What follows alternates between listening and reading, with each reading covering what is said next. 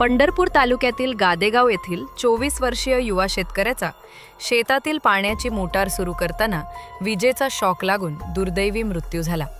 गणेश शेंडगे असे मृताचे नाव असून या घटनेनं गादेगाव परिसरात हळहळ व्यक्त होत आहे. रविवार 23 ऑगस्ट रोजी सकाळी सुमारे 6 वाजण्याच्या सुमारास ही घटना घडली. गणेश शेंडगे यांची पळशी येथे शेती असून पिकांना पाणी देण्यासाठी ते मोटर सुरू करण्यासाठी गेले होते. यावेळी त्यांच्या उजव्या हाताला अचानक विजेचा जोरदार धक्का बसला आणि ते खाली कोसळले.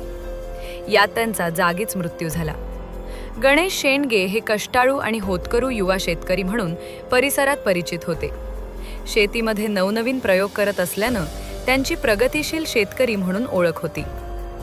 काही दिवसांपूर्वी पंढरपूर तालुक्यातील आंबे येथेही शेतीला पाणी देताना शेतकरी दाम्पत्याचा विजेचा शॉक लागून मृत्यू झाला होता.